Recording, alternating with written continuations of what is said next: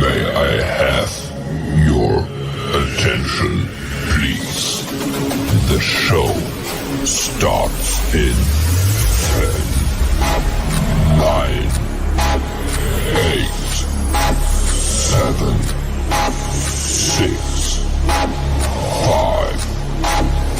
4, 3, 2, 1, go.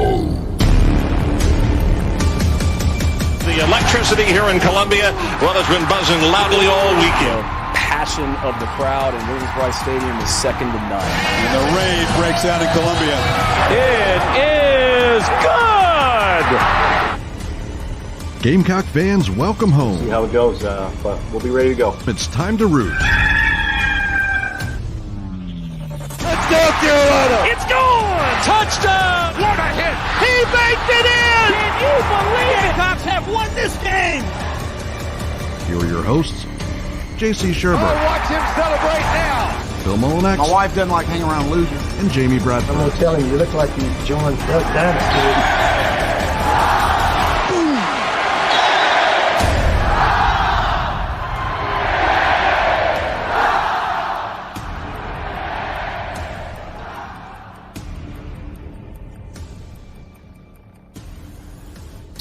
All right, greetings and good morning. Welcome aboard and welcome home. Inside the Gamecocks, the show live from the Signorama Studios, the preferred sign partner of Gamecock Athletics and built by the Barndo Co., the barndominiumco.com, one of the U.S.'s best builders where you can build your dream home for as low as $160 per square foot. You got to live in the Carolinas, Georgia, or in Tennessee, though, to do so. They are the neatest thing on the market. If you haven't seen it, you got to call this weekend. As a matter of fact, somebody heard it on our show wanting a contact, so we sent them right to Alicia Fields and the wonderful team at the Barndominium Co. The Barndo Co. is what we call them. We call ourselves Inside the Gamecocks, the show. JC and Phil and myself are here until 1 today, except for JC. He has to dip out a little bit early to get the dog to the vet, but that's okay. John Whittle will be here in 15 minutes, and we'll get into some baseball with him.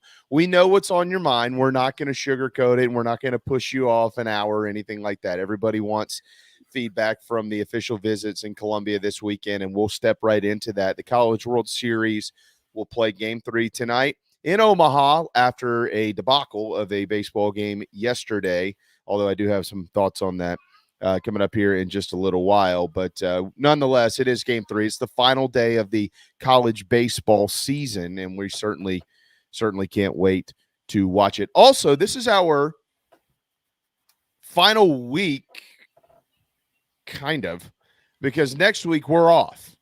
So we're going to be out of here. JC's going to be in the mountains. I'll be in Delaware. Phil will be – I have no idea where Phil will be, but he won't be here. I know that. And so as part of kind of the end of June, getting into the 4th of July and kind of getting right into the smack dab middle of summer, if you are – and we'll talk about this all week in addition to food. It's always fun to do that this time of the year. If you're taking a summer vacation – tell us where you're going, because I'm always looking for a new joint to head to.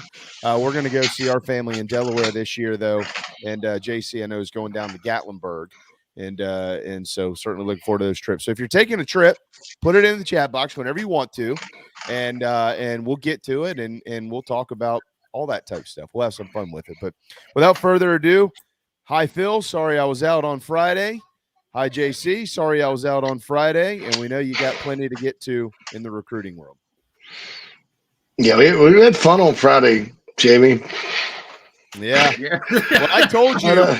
I told you. That was some of those nice stream of consciousness ones. Yeah, I told Smoke, I said, hey, look, I told JC we'd call in from the course, and he looked at me like I had 3 heads on my shoulders. I said, and I was like, all right. Guess we're not going to do that. So then I was going to do it, and then I myself, and I totally forgot. So I apologize. Yeah. No worries, man. We held it down, talked about all sorts of things. Yeah, sure you did. Hell, I think we even got some sports in there. Oh, well, that's good. Yeah, that's good to hear. Sears, Kmart, lots of random Submarines. topics. Emerald Isle, North Carolina. All right. Chris Payne. What's up, Chris? Emerald Isle. Oh, Nana's nice. Porch taking over Yeah. Emerald Isle. That's cool. Yeah, Hey, we're going Clint. down to Gatlinburg. Yeah, Go ahead. Go ahead, JC. Now we're going down to Gatlinburg Saturday morning. We're leaving bright and early from the homestead here at 6. Hope to hit the Buc-ee's in Richmond, Kentucky, Yeah, man. around noonish. They do have a Buc-ee's in Sevierville now to hit on the way in and out. So 2 Buc-ee's. Oh. If it's a 2 Buc-ee's trip, that's an amazing trip.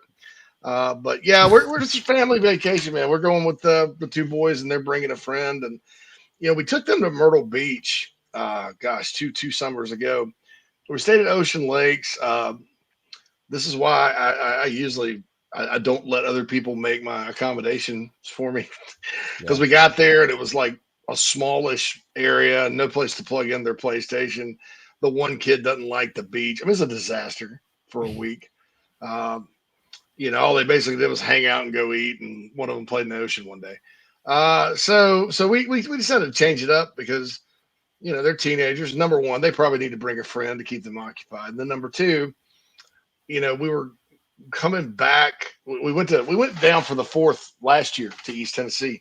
Coming back through, and we're like, man, there's a lot of stuff the boys would like to do here, and things like that, because they're not big beach kids, And so we're gonna try it. We got us a nice cabin called Shiloh, like the Neil Diamond song. Yep. Right up on the hill there, near downtown Gatlinburg, and looking forward to it. Looking forward to getting to God's country. I've never. Great place. I've been to the mountains many times. I've never been like for a summer vacation in the mountains. So it's a little different for me too, because I am a beach guy. So just looking forward to it, and gonna probably have some good meals. Gonna go to Dollywood, gonna check out all the tacky stores and the moonshine tastings.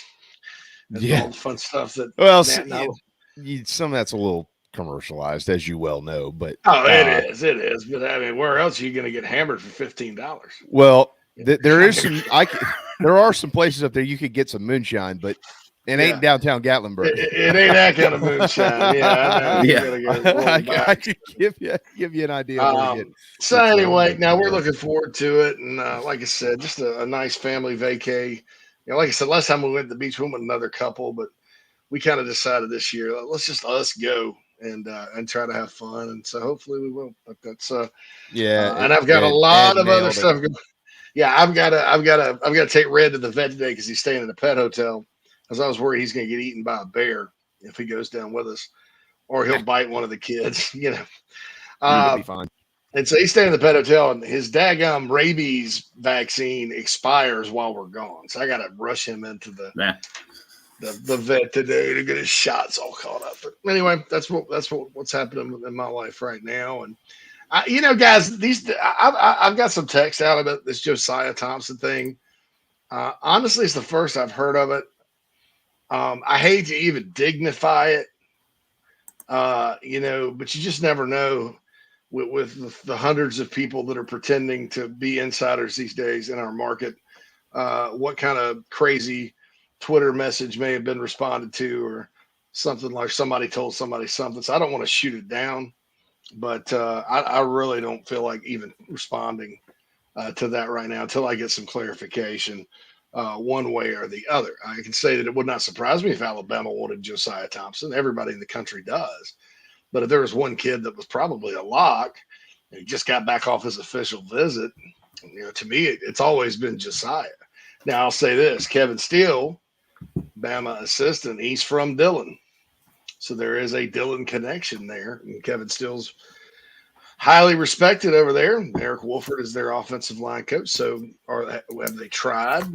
Are they trying? I think that's plausible. But to say he may flip to Bama right now, right off of his official visit, I'd be surprised. But like I said, I don't want to sit there and dignify it right now, but I also don't want to shoot it down, because I want to be fair, because like I said, these days people find stuff out, and I wish the people that knew things would be a little more judicious with who they speak with. I know I have been a lot lately, even with people who you guys think I know and who you guys think I may tell stuff to. And you may even think that some of these people get it from me, but they don't. And that's just kind of the nature of our market right now. And so I'll leave it at that. I'm not trying to cut anybody down. I just I have to check on some things for some people I trust, the actual people that would know before I comment on it. Well, and Craig, don't apologize, man. Look, somebody out there said something. Oh yeah, I was on a podcast. I don't even know what. I've never even heard of it, but yeah, like somebody said something like that. I mean, that's a big deal, and so it. If you got news like that, depending on how it was said, I hope. Yeah, I'm not blaming Craig or anybody. No, yeah, I'm not either. I'm just saying, like, if somebody says that on a podcast, you bet, there are, as you well know, and I'm not saying these guys or whoever it is are wrong. That's not what I'm saying. But when you say things, something like that would be really big, large, juicy information, you better trust where you got it from, and whoever you got it from, obviously, better know what they're talking about. And when you say something like that, you better be prepared to be questioned on it, or you don't say anything. So there's a lot of stuff around here that we don't say, like a lot, actually, a lot more than pretty much anybody else out there that had our information would say, because you got to be careful about what you do with it. So we'll see. But I mean, I would say, JC, let's do it like this. Josiah Thompson, at the end of the day, your gut feeling says he will end up. I mean, still South Carolina. I mean, I have no reason to even worry about it. I had no reason to even think about him. I mean, right. Of all the kids. So that would be surprising development. But look, surprises happen. So, yeah, sure. See, Craig, here's another thing. Like you mentioned those two people. That's what I'm getting at. Be careful. I mean, and look, I like those two guys. Don't get me wrong, but the amount of absolute BS that flows through the rumor mill these days. Let's just say some people like to just pour it all out there, and some people don't. And that's just my thing there. And I'm not trying to insult anybody for doing what they do. I'm just not going to play that game anymore. I've rarely been burnt by it because I'm usually pretty well sourced. But, around here, sometimes these games of telephone that everybody plays ends up just sticking the knife in the back of the program. And I'll say this too: be careful who you think is connected out there, and be careful who you think has some sway with whoever. Just be careful, about that. And I'm not necessarily talking about those two people you mentioned. I'm just talking about in general. You guys would be surprised. I mean, and I'm not saying I'm the most connected, this is not about me.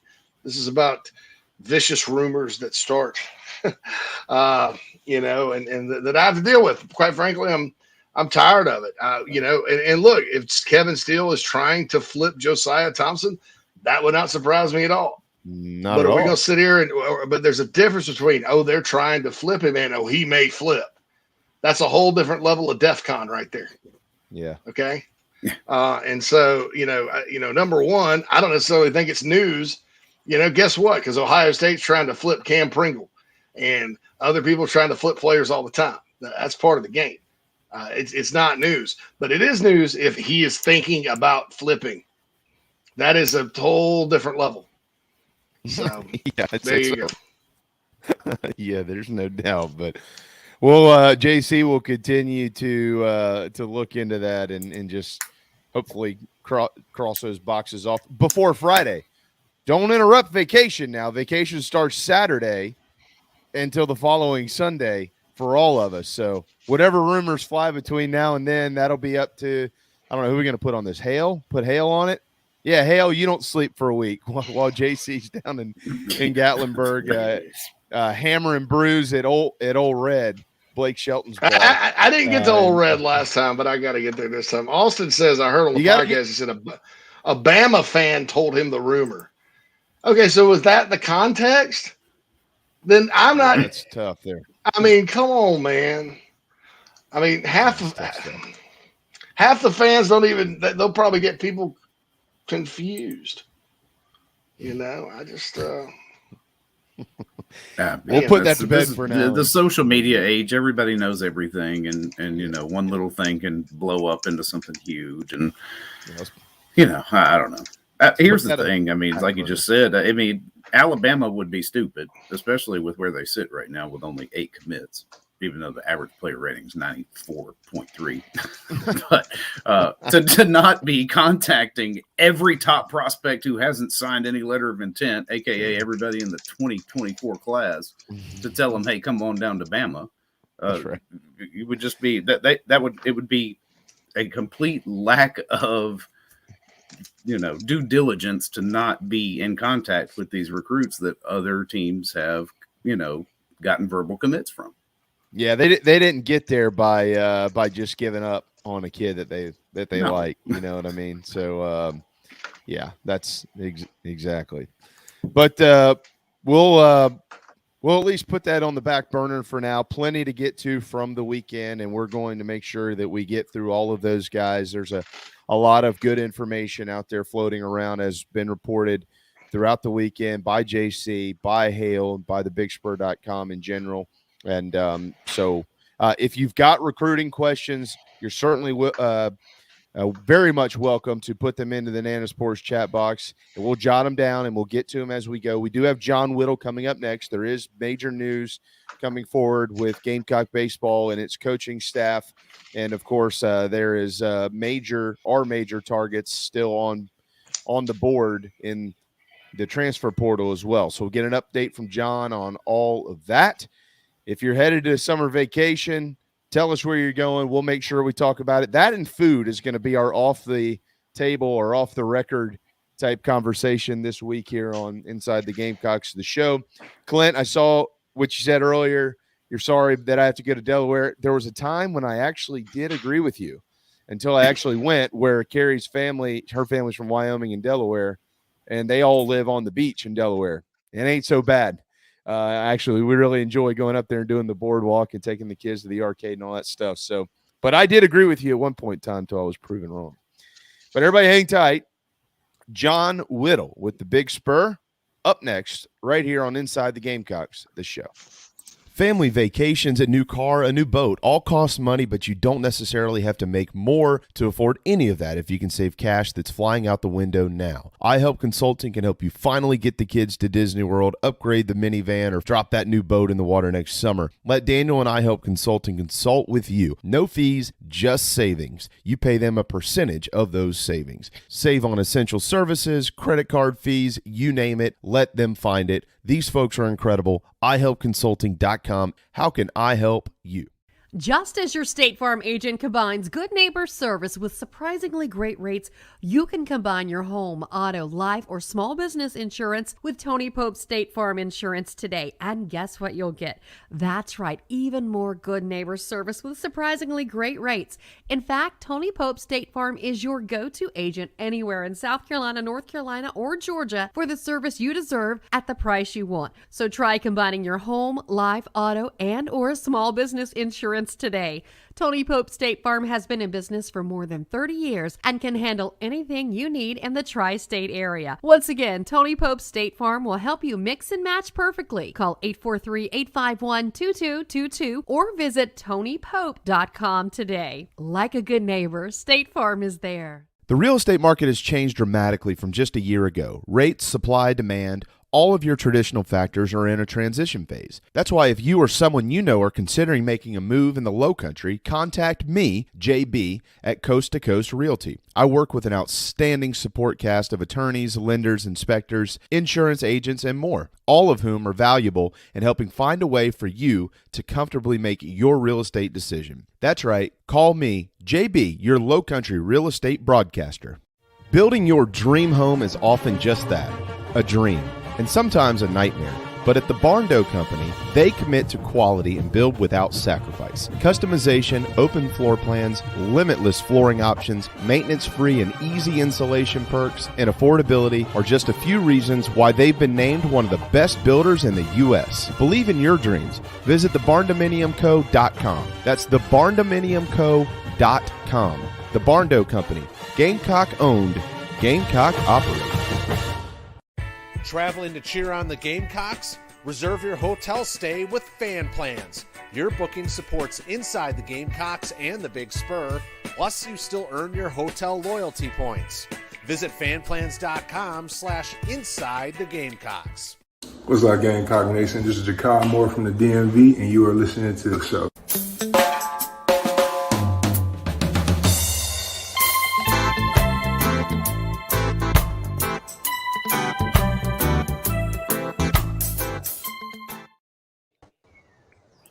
Welcome back, everybody. Inside the Gamecocks, the show.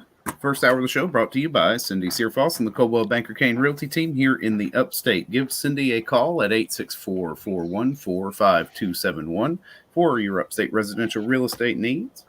And we are joined now by John Whittle on the McKellar Enterprises guest line. And before we get into that, John, one quick shout out to Joey Sox, who is leaving the blue haze of Kentucky to be the new mailman in Columbia. Well, you know, right. Welcome home, Joey. We only have one mailman in Columbia. Hey, you see how fast the mail come to you, John? Now? That's right. It'll get there a little faster now that Joey's coming down. Okay. I need to make friends with Joey. Yeah, that's right. John, send Joey your address and see if he's going to be your new guy. And that's awesome, Joey. Need him to send me more checks and fewer bills. That's all. Yeah. That's right. Or at least like fewer like credit card offers and like these. How did like these like weird, Middle Eastern loan companies get a hold of your address and they're like, oh, here's a $50,000 business loan. Just send us back your Social Security number. Yeah, okay. Yeah, let me do that right now. I get a lot of that. I thought that only came via email, but it actually comes via mail as well. As I'm not sure who I ticked off at some point in time along the line. But anyways, by the way, a lot of you have sent your destinations of choice for summer vacations where you're heading. We'll come back to that, but some locations I've got some questions about. One of them in particular, JC, of course, will turn into his alter ego, JC Orgeron. So. That's coming up here in just a little bit, but all right, John. I'm going to talk about in the summer. Yeah, shouldn't even say that. Go Tigers! Go Tigers! John, give us the juice. Gamecocks set to hire a new assistant coach. Yeah, that news first came out last night, and credit to Phil Kornblut for being able to break that one. Joey Holcomb is South Carolina's new third assistant coach. He comes from Campbell, where he spent 2 years as recruiting coordinator, and certainly helped them offensively. More of an offensive guy, not a pitching guy. So he did a great job there. They set program records in 6 or 8 different categories, top 10 nationally, and batting average, on base percentage, OPS, runs scored, home runs. I mean, the list keeps going on and on.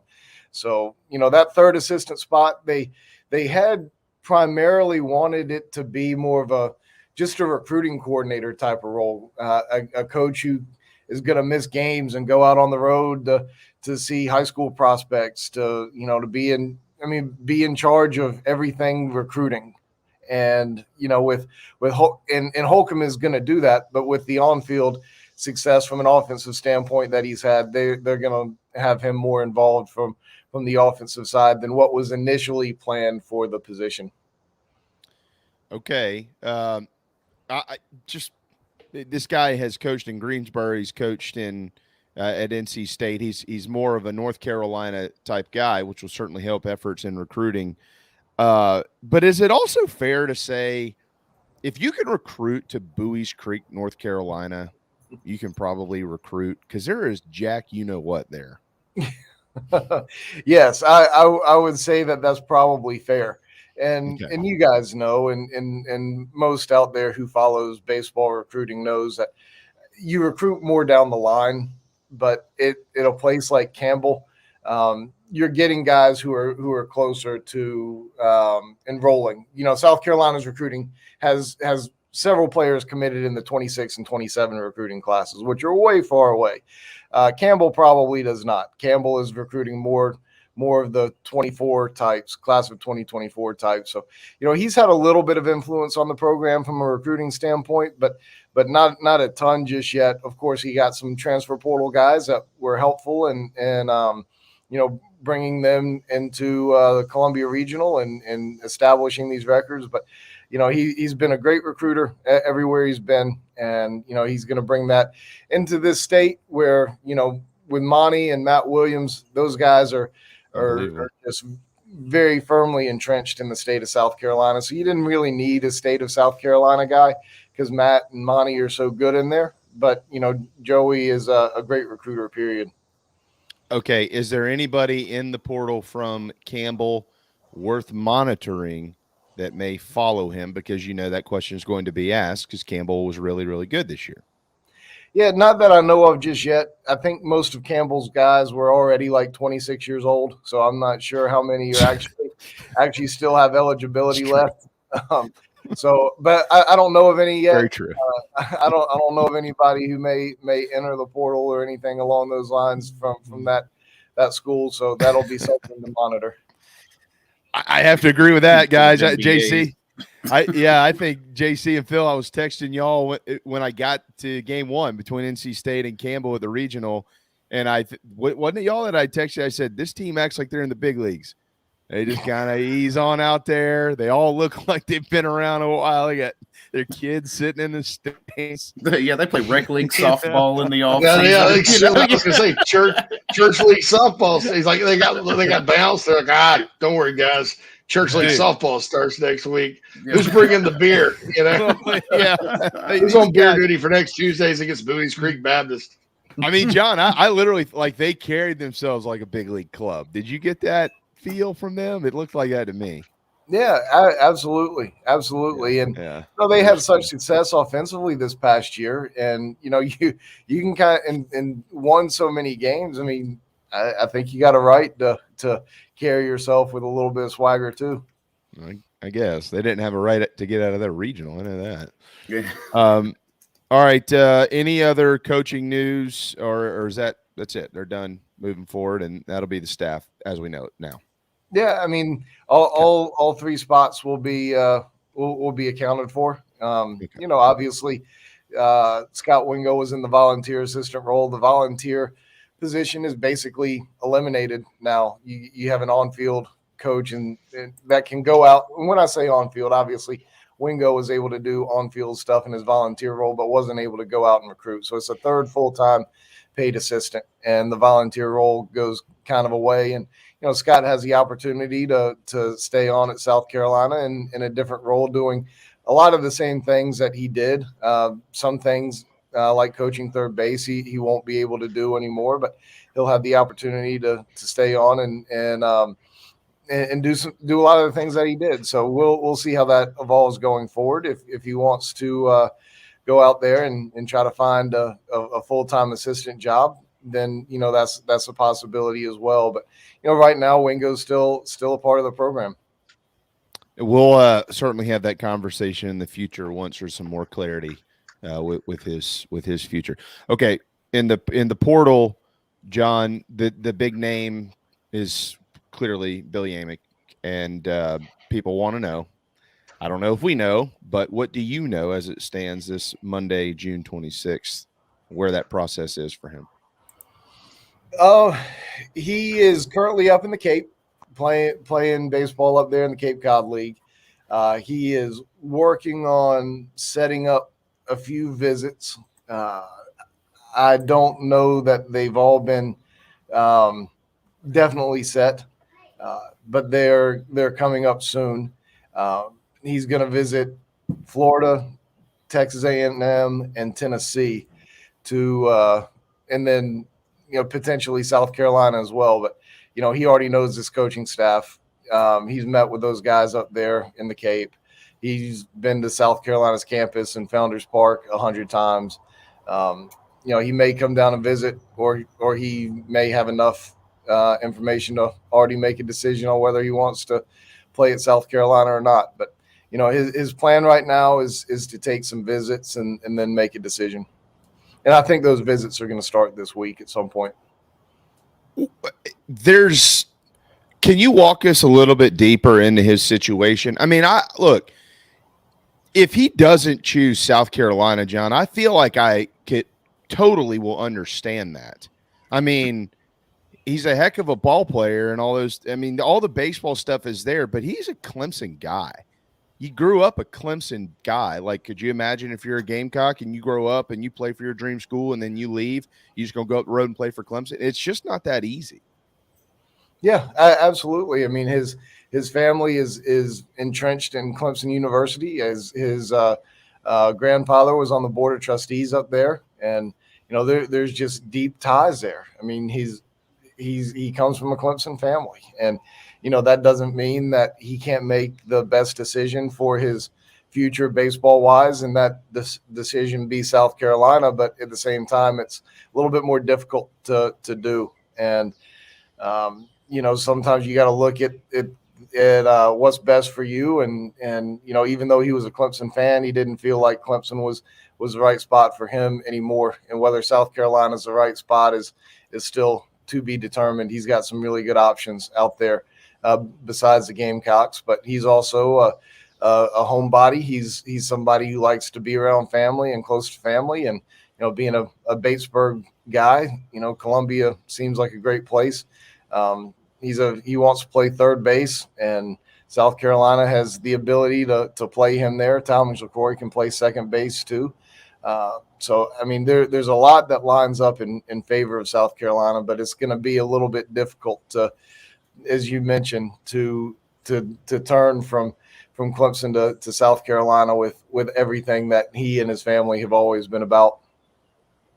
And they're right in the thick of it. There's no doubt about that. I mentioned last week, I think JC said this first when we were talking about the Kennedy Jones commitment, that had you asked a couple of weeks ago to rank these three big-name players, Colby Shelton included, although he's out of it, if you had Kennedy Jones and you had Billy Emick and you had Colby Shelton, who was the least likely to commit and who was the most likely to commit, at that point in time, I would have probably had Jones third. And I think, JC, you were the first one to say that when we talked about this last week. You would have as well, just based on intel. I know a guy that recruited him pretty well, and some of that feedback I was getting, John, and I thought, yeah, this is going to be tough.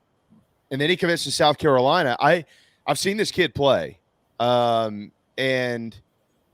I described him last week. I think I haven't seen every kid in the portal play, don't get me wrong, but as far as a baseball player goes, he's one of the better ones in there, and there's a reason why every team out there wanted him. For sure. And there were some things behind the scenes with Kennedy that maybe caused South Carolina to slip for a little bit, but he those things were sort of cleared up by the coaching staff and a couple of the players on the team, and he ended up coming to South Carolina, and it was a pretty easy decision in the end. So I think it came down to South Carolina, and Wake Forest was in there. But as you mentioned, he could have gone pretty much wherever he wanted to go. So he's been really productive at UNC Greensboro, was an All-American as a freshman, first team All-Conference this past year. Numbers were very similar both seasons. So Kennedy was a huge commitment. I thought South Carolina would have a pretty good shot at Colby Shelton based on some of the ties, but in the end, being near his family wasn't really a big deal for him. And, it was evidenced by how his college choice out of high school. He was from down near Tampa, Florida, and ended up committing to Clemson and then going to Alabama, which was 8.5 hours away. Florida from Lexington, where his family is now, is only about 5 hours away. So it's actually a net positive for him in terms of distance from home. But in the end, that just wasn't a big deal. I spoke to him on the phone about a week prior to him making his commitment, and he said he was home in Lexington at his parents' house, and that was the third time he had ever been there. So it's not like he even knew the city streets of Columbia. So there was no real draw or tie from that standpoint. As it pertains to the outfield in general next year, you and I were texting about this a little bit, John, not too long ago. And you mentioned the Brenling kid who's also committed from North Florida out of the transfer portal. I did the numbers, and they'll be in the SEC. It's going to be a little bit different. The best arms in the country are all piled into 14 teams, soon to be 16 teams in this league. However, Kennedy Jones and Austin Brenling combined in 529 plate appearances this past year struck out just 12% of the time. That is a really, really good sign for a Gamecock offense that struck out an awful lot over the last few years, including this year when their numbers were significantly better overall, but they still struck out a ton. So these two guys are going to bring something a little bit different to the lineup. Yeah, absolutely. Those guys have been really good at putting bat on ball, and as you mentioned, it's a different level now for a couple of those guys. But at the same time, Austin Brenling, for example, he played Florida State, and South Carolina, and hit, I think it was 400 against those three schools. I think he went 2 for 5 in every game he played against those three schools. So he did it. It might have been midweek, and it might have been against SEC midweek pitching, but he still did it in those big stages and those big moments. So I think those three guys in the outfield with Petrie, it's a phenomenal outfield. Kennedy Jones can play first base. He can DH. Petrie can play third base potentially if Amick doesn't come here. There's some position flexibility because you've got several other outfielders out there too. Blake Jackson from Charlotte, who hit in their 2-hole and put up some decent numbers, is coming in. Dylan Brewer for obviously at Carolina last year was one of the top players and runs scored on the team. Scoring runs, you're doing something right? So he right now, if you're projecting a lineup, he's probably not in it, but I'm sure he wants to be in it. And Evan Stone has started a ton of games, phenomenal in center field. He's going to work with a outside hitting coach and going to one of those hitting labs to put all those things on their body and swing and measure all the movements and that kind of stuff. He's actually doing that tomorrow, him and Carson Hornig. So, those guys are doing everything they can to figure out their swings a little bit and how their body is moving and hopefully get a little bit better offensive production from those guys. But, and Carson Hornig can play out there in left field or first base. So, there's a lot of positives going on with South Carolina offensively. And if you were to put together a 1 through 9 right now, especially if you add Amick in there, which is a very real possibility, it becomes pretty incredible. You have 4 All-Americans in there. Right. Yeah. You'd have, it'd be dangerous. Let's put it that way. I don't know any other word to describe it. And Gavin Cost is a guy, if he returns, you're talking about, John, 19, how many Petrie hit? 23? So 42. Sounds right. 42. Messina hit, 17? Is that right? Or 18? I don't have the numbers in front of me. There is right around there. It was up 19? Maybe. Casas was 19. I think you're right on 17 with Cole. Kennedy Jones hit 15, I think, 14 or 15. It's a ton of home runs in there. You're returning probably 100 home runs to the lineup or somewhere around that. That's insane. Yeah, wow. More than that. Well over 100. It's a big number full of power. You can afford to play defense and at shortstop. Whether it's Lee Ellis or Will Tippett, not necessarily have to have somebody who's hitting 310 over there to feel good. You've got some real length in your lineup at that point. Casas in the batting order I put together the other day with that had Amick in it. Somebody asked, "Well, what's the batting order if Amick comes back?" And I had Casas hitting 7. Yeah, it's 19 home runs in the 7th spot in the order. That's pretty strong. Well, that's how you get no to offense. Yeah, right. Look at the 2 teams that are playing tonight. That's kind of how it works these days in college baseball. Speaking of those 2 teams, they both have a bunch of arms, Florida probably has more than LSU, but Carolina has received the commitment from Ty Good. Know all about him playing for Coach Holbrook at the College of Charleston. He'll have a chance in multiple roles at South Carolina, and we'll see where that fits. But Dominic Nimmons' name is still out there from Central Connecticut State. Can you fill us in on where he is in his timeline and any other potential arms that South Carolina is currently interested in? Well, with Nimmon, he's about to start the recruiting process. He plans on taking 5 visits, and he has left the Cape Cod League after I think it was 2 appearances up there. So he's done. He's done. He's done, at least for now. Like, he could go back up, I guess, but he's been released from the roster. So I guess he could always be added back, but he's gone from up there from right now, so he can start going on visits. He's as of last I heard, he was planning on taking 5. One of them will be to South Carolina, and that'll be this week.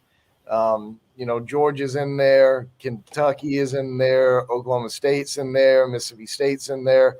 But those are the teams that South Carolina is contending with right now. I don't know the order of the visits, who's first up, who's last up, who's in between. But I know South Carolina is going to get one, and I know that's going to be this week. Okay. Mississippi State, is that because of Parker, or did he already have eyes on? As far as I know, he already had eyes on Mississippi State. Okay. All right. Okay. Did we miss anything from a recruiting standpoint, or is that it? Did we get it all in? Well, there's a ton more, but that might be enough. I don't know. Well, maybe we'll just tease it and hold some till your next report comes out. Which I'm assuming is going to be tonight in the VIP room. I mean, you can't give away all the juicy goods. Yeah, well, it was like I saw 3 names in the Big Spur today that we didn't talk about, but that's not, that was VIP stuff. So if y'all want the real deep nuggets and deep cuts from John, sign up, bigspur.com. Well, I can certainly say that there's work to do in the portal from a pitching standpoint. They're hoping to get probably 3 more arms out of the portal, and they're evaluating some. There's offers out to a couple. They've missed on a couple. I mean, it just the pitching market hasn't been exactly hasn't lined up as favorably as some things offensively, but they're evaluating and offering and recruiting and hosting on visits, and there's a lot of focus being put on the pitching side right now. Amick is the top target from an offensive standpoint. I don't want to say that they have put everything on pause and waiting for him, but at the same time, they don't want they want to be sure that they understand where Amick is before moving on anybody else and taking anybody else, because Billy is obviously a hugely important piece to what South Carolina wants to do next year, and they're gonna push for him and wait a little bit of time on him before pushing for anybody else. Well, you can't have anybody better to recruit him than Monty Lee. So, it'll either work or it won't. We'll find out here pretty soon. And Billy and Monty had a great relationship. Monty's got a great relationship with that entire family. They spent close to a couple of hours up there together at the Cape, at lunch. Kingston was there. And, Monty was there and was obviously part of the discussion, but it was a lot of Kingston and Amick doing the talking and, kind of building that relationship, getting to know each other. And, he's already really comfortable with Monty. It was, about getting comfortable with Kingston and with Amick. Like, I'm not going to say NIL isn't a factor because, everybody likes to have a little bit of money in their pocket, right? But at the same time, that's not nearly the biggest part of the factor. Having the opportunity to play third base is part of it, but the biggest deal is just relationships with him. And that's ultimately why he ended up leaving Clemson. Just didn't have the kind of relationship with the new coaching staff. He knew that he wasn't going to have the opportunity to play third base at Clemson. They had him kind of pigeonholed in there at first base DH and told him, during the offseason that's what he was going to continue to be. And ultimately decided to enter the portal from that standpoint. He was making a baseball decision, not a fan decision. I saw somebody ask in the comment box earlier, why did he leave Clemson? And it's certainly a fair question. It was a baseball decision and not a fan decision. Sometimes you just have to look out for yourself and where you think the best fit is from a future standpoint. I know they were talking on the College World Series last night that Jack Caglione grew up a Florida State guy, but he made the best baseball decision for himself, and that was going to the University of Florida.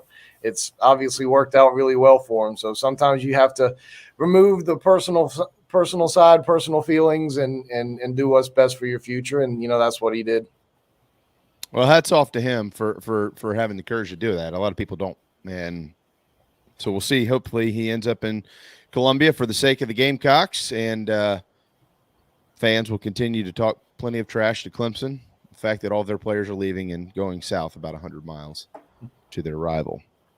John, who wins tonight, Florida or LSU? Well, I don't usually like going back on what my initial thoughts were, but I had Florida before this thing started. I'll stick with them.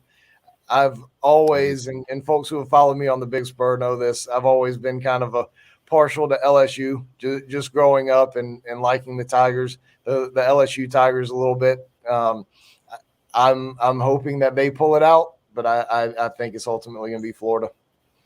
The Rocco's Jello shot competition is praying that LSU wins this thing because there are 20,000 LSU fans in Omaha, and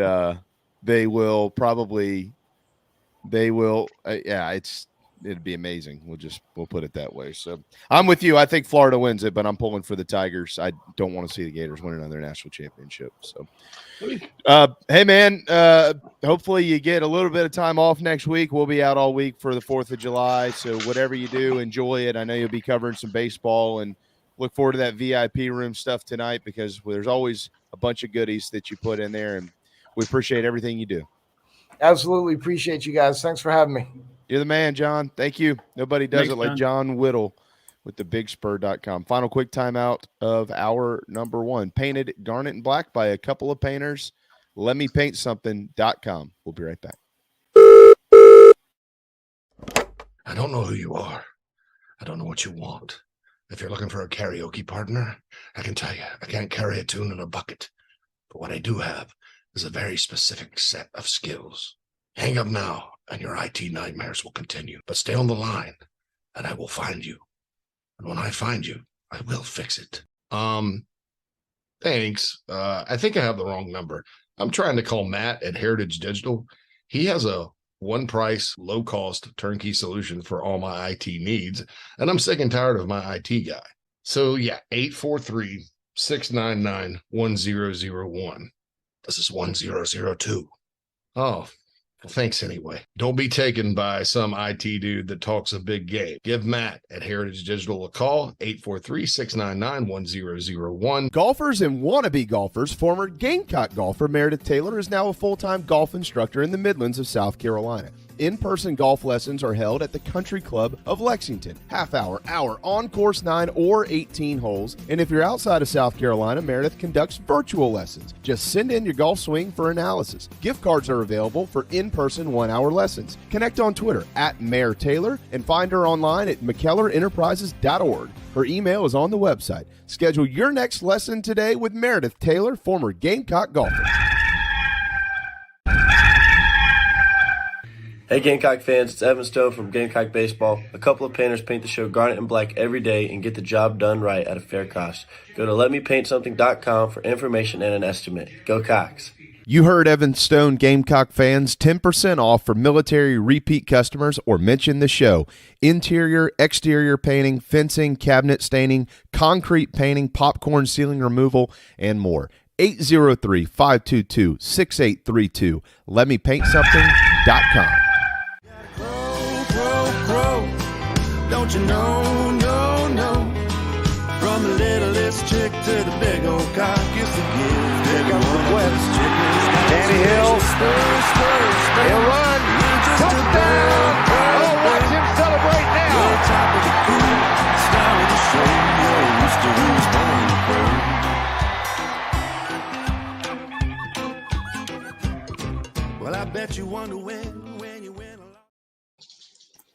Oh, welcome back, everybody, inside the Gamecocks, the show. So we've got some interesting destinations here for some summer travel. I thought Saunders was interesting because I believe he said he was going to D.C. for his 30th birthday, doing a Michelin star restaurant tour and hit the sites. Nice, Saunders. All right. 30th. I love D.C. It's probably my favorite city outside of home. I'm very patriotic of you, Phil. That's what now? Very patriotic of me. Yeah, that's what you get for spending, 3 years in Fairfax County, right across the river from it.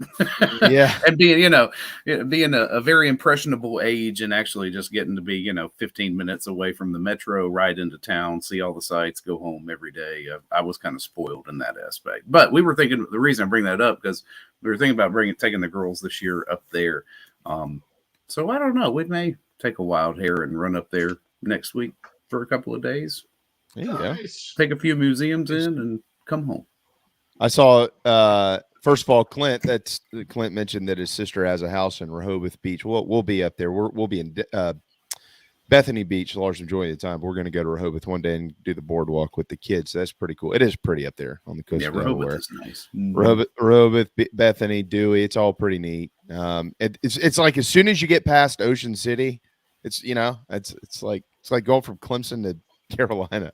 Like, get me out of here. Just right over the state line.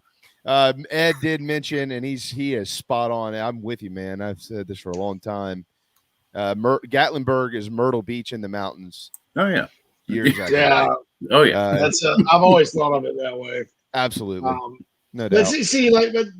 So number one, the Myrtle Beach part of it that's Gatlinburg-esque right now. Except people don't get shot in Gatlinburg. Yeah, I mean the kids were 14 and 16 then. I'm not. No, they just turned up missing. And so we were at Ocean Lakes where everything just kind of shuts down. I mean, the couple we were with, they just basically sit. I mean, they were one of these, and it's fine to do it if you do it this way. I mean, I'm not judging anybody's. I kind of like a little variety every now and then, but they just literally for 7 days sat on the beach and drank beer all day. That's it. I can't do that.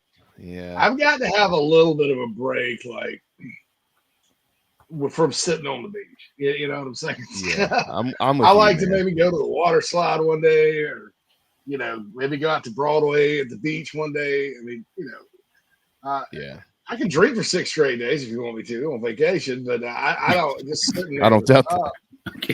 And then it was like, when it rained, it wasn't. So anyway, that was the kids. Just kind of when you got kids with you, it's awful unless they're like little kids that want to play on the beach all day. Now, would they get in the water though, or are they just literally sitting on the beach? The younger one did. The older one got in once, but with this way, I feel a little bit safer in Gatlinburg as far as letting them go. And the older, yeah. Oh yeah. Let them go hog wild down there with the attraction, indoor golf, the laser tag, and all that stuff. So I feel like the zip I line. don't know, it's a little safer. Zip line. That line is going to be so long. I think you could buy tickets online like ahead of time and cut a lot of that. I would do that if you're going to do it. It's tough. Yeah, I'll talk to them. But and plus, like, hey, look, here's the bottom line. Even if they don't want to do any of it, unlike at the beach when we're crammed into this basically a trailer and a U-Haul, it was like I'm gonna go to Hades for continuing this, but it was basically like the Ocean Gate sub of beach houses, the Titan of beach houses, just kind of crammed together. If instead of there, we're in a nice cabin that's new because I think a lot of those Gatlinburg cabins got wiped out by that fire, and so a lot of them are brand new that they've rebuilt. Yeah. And you got your TV, you got your cable, you got your PlayStations you're bringing, your game consoles. So hell, even if it rains or if you just don't feel like doing anything, you can sit there with your buddy and play video games. Yeah. So nothing that's like why going we to thought- Gatlinburg to sit in the house and play video games. I'm with you. Hey, you never know with kids. The kids these days, they may like it. But, I don't anyway. care. I'm like, get outside. I'll throw that thing out the window if you touch it. Yeah. We went up there one time. They had a couple of older game systems plugged in. Like there was a Super Nintendo and a Sega Genesis. wow. And Okay, I'm like, now we're so talking. hard. Yeah, so hard Yeah. for me.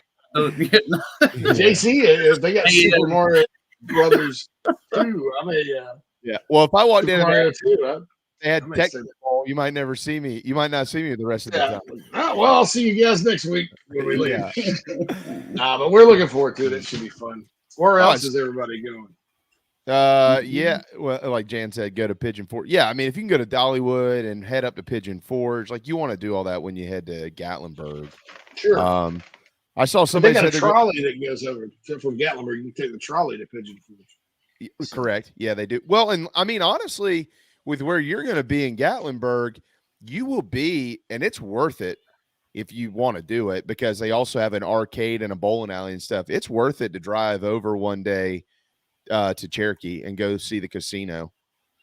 Because if you've got teenagers, you can literally set them upstairs with bowling and the arcade and all that stuff and order them some food and literally walk right around the corner and at least go play the slots or something for a little while and hang out. And then it's only an hour. You're just cutting across the Blue Ridge. That's it. I may put that on the list. It's really worth it. Because we're in Maggie all the time. So, you know, you're right down the mountains. We're 20 minutes from Cherokee and an hour and 15 from Pigeon Forge. Yeah, or Gatlinburg. So yeah, if you go up that way. We saw somebody said Cocoa Beach, someone said Destin, Florida.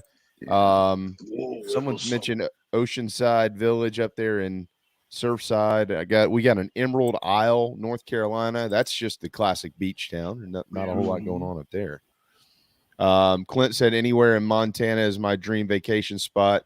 I'd add Wyoming to that. We go to Wyoming a decent amount to go see our family out there. It's pretty in the summer, man. Wyoming, Montana is something. Mm-hmm. So keep them coming. If you're traveling, send it to us, and we'll talk about it. We'll have plenty of time throughout the week to hit on all this. Give us the goods. What do you do there? Where do you eat? When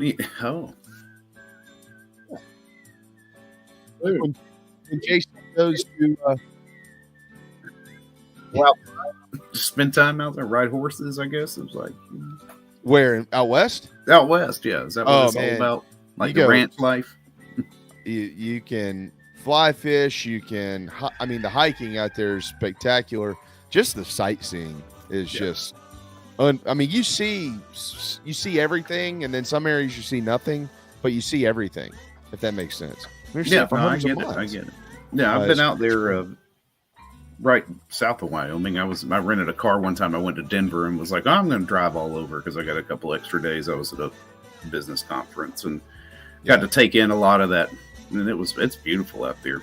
Oh, my in-laws are in Cheyenne and Laramie, and man, it's neat to see. I can tell you what though, when it comes to food and all that, JC he's going to get to Old Red this weekend, and he ain't leaving.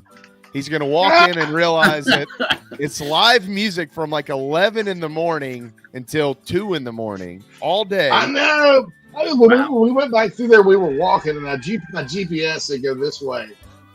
And it turns out we're supposed to go the other way. And so I was walking away from Old Red, and like that Gatlinburg is so crowded, like with cars, you can't really catch an Uber. I mean, because it's going to take you 45 minutes. It's easier to walk. And I was like, well, hell, it's 10 o'clock and I'm not walking all the way back there. I'm half lit. We're going to go back to the Quality Inn where we're staying and get some seats. But that's definitely on the list. That may be the first place we hit up, JB. I'll probably send you a little picture. Yeah, get you a fried bologna sandwich. They come with chips on it. It's amazing. As it should. Are you kidding me? A fried bologna sandwich? Dude, it is so That's a game good. changer. It comes with chips and everything. All right, we'll hit a timeout. We're going to let JC fill you in on the recruiting, but we'll continue to mix in all the stuff. Cocky Talk is in. You're headed to Edisto. We're down there all the time. If you hit me up, man, if you need a place to eat or whatever, if we could be helpful. How about that? Hour 2 on the way. Get your recruiting questions ready for the one and only JC Orgeron on Inside the Gamecocks. What's up, Gamecock fans? This is Pitcher Noah Hall. If you want some delicious food for your event, I suggest visiting nanasporch.com today to find out what they all have to offer. It's really good Southern cuisine based out of Charlotte, my hometown. I hope you guys go check it out. Go Cox and go Nanas. Are you looking to buy a new home? Kevin O'Connell with Union Home Mortgage is a local mortgage expert and Gamecocks fan servicing North and South Carolina. Whether you're buying a home, building your dream home with new construction, or turning your equity into cash, UHM's world-class service will ensure you find the perfect mortgage to achieve your home ownership goals. Call Kevin at 803-906-0244 or visit UHM.com today. Union Home Mortgage is an equal housing lender. NMLS 2229, LONMLS 1772182. Electric Bikes of Charleston offers the most fun you'll ever have on two wheels. The home of Oventon, Velotric, Magnum Bikes, and more, they sell to consumers all across the state and offer outstanding warranties and service after the sale. Their electric bikes are equipped with 5 levels of pedal assist plus a throttle, so you can ride longer, handle the heat better, but still get great exercise. Bikes are available for all ages and sizes. Visit electricbikescharleston.com or stop into their store in Mount Pleasant if you're in the Low Country. Electric Bikes of Charleston, powering inside the Gamecocks, the show. Hey everyone, this is Jack Mahoney from Gamecock Baseball, and Inside the Gamecocks, the show is teed up every day by travelingcountryclub.com. So if y'all love golf, make sure you guys go check out their awesome membership options, and go Cox. Welcome to travelingcountryclub.com, your modern golf club experience. Hey folks, this is Michael Manus, former Gamecock golfer, inviting you to play more golf with a membership to travelingcountryclub.com. With over 40 courses across the Carolinas, our membership provides you with an affordable way to enjoy a club-like golf experience. From the mountains to the coast, we offer golf courses that will challenge all types of golfers, no matter your handicap level or level of play. Plus, we offer unique membership benefits not seen anywhere else as part of Traveling Country Club. In July, we're excited to bring to you the 3rd annual Plunder on Pawleys 2-day golf tournament, with rounds played at Caledonia and True Blue golf courses in the heart of Pawleys Island. Head to travelingcountryclub.com to register for that event, and it is not exclusive to TCC members, but to become one, you can sign up and bring to life your golf game. Tee it up with Traveling Country Club, travelingcountryclub.com, travelingcountryclub.com, proud partners of Inside the Gamecocks, the show.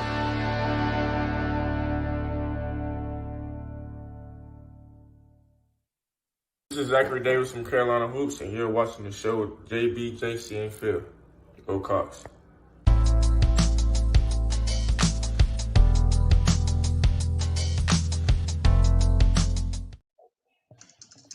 Welcome back, everybody. Hour 2 of Inside the Gamecocks, the show. There, look at that's that. JC. There you go, JC. That's the fried bologna sandwich I ate at Old Red. Fried Let me look. bologna sandwich. Wow, Is there is an that egg egg in on there? So coming in from the east, you have the Oh, chip. that's chips. Excuse Okay. me, the west. You have the bologna. You have the cheese. There's pickles on it. I can't remember what else was on it. It was fantastic. Oh, it does look it. I love a good fried bologna sandwich. You're gonna love place it. Up here called the Whistle. Kind of a 24-hour blowing west to east. Flowing. With a draft coming out of the north, heading south. And yeah, that's not an egg. That's potato chips with cheese in them. yeah, it's not an egg. Cheese chips. Wow, delicious. I figured it. I'm telling you, it's fantastic. You're gonna like that place, man. It's neat. It is neat. Ryan's headed to Hilton Head, by the way. Craig, the drive to Maggie from here is, well, yeah, it depends now with the, you got to get out of Charleston traffic, you got to get through Columbia traffic, and you got to get around Asheville traffic with working on the roads.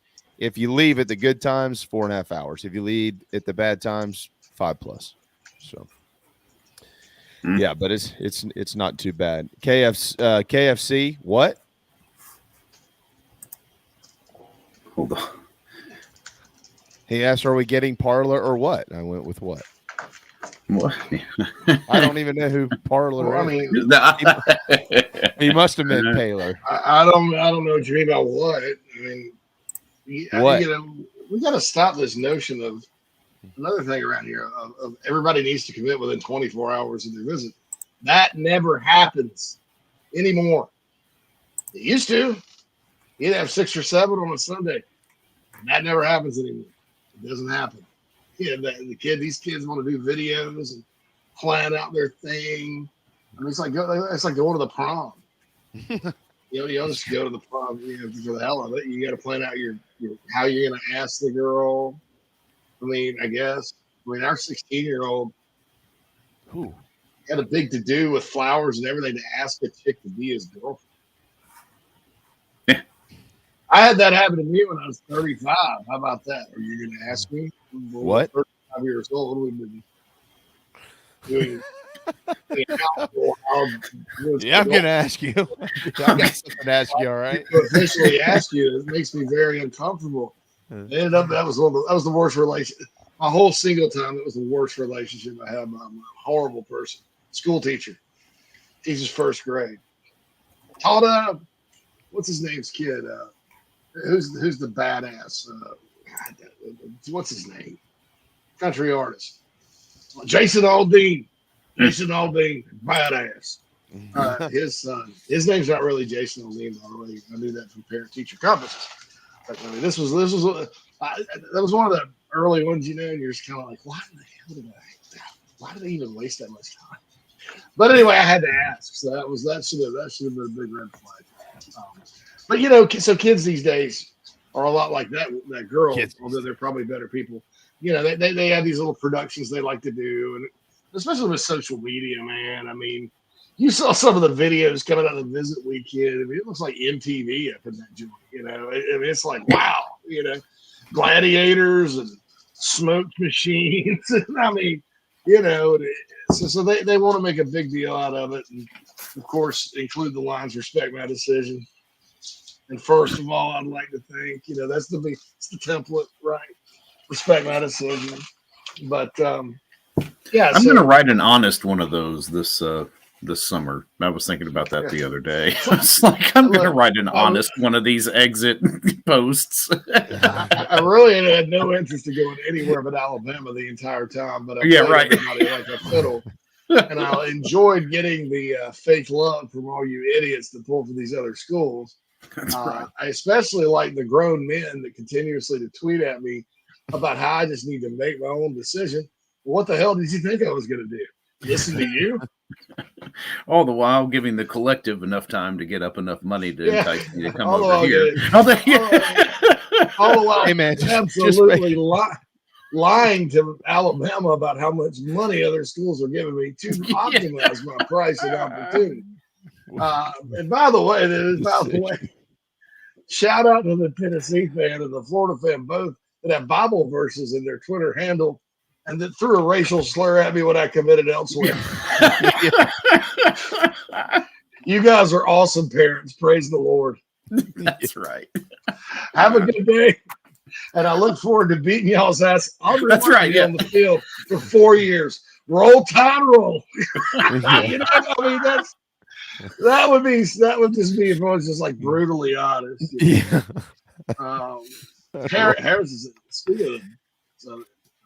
Harris said something funny earlier. Clemson's the AAA affiliate of the University of South Carolina. If it comes to Carolina. When this stuff started, there was actually some concern on the part of Gamecock fans, of everybody really at every school. That, oh my God, they're free to transfer anywhere. What if, as good as Clemson was in football, what if these in-state kids come to Carolina and develop for 2 years and you go to Clemson? So you better. Sometimes Dabo's little quirkiness works out in favor for Dabo's opponents pretty well, you know, because I could see something like that, especially Gamecocks are getting their brains beat in and Clemson's winning. But anyway, so that's that with there. But yeah, so don't worry if you hadn't had a commitment. Don't worry, we got there's 2 welcome homes out there that are outstanding. I know both of them are. But they wouldn't be welcome homes, Jamie. They wouldn't be outstanding welcome homes if I told you. No, I'm asking the question for the question's coming. Well, can you give us a hint? Yeah. Well, who is it? Yeah. Blink They're twice. Football players. Yes, we know who they are.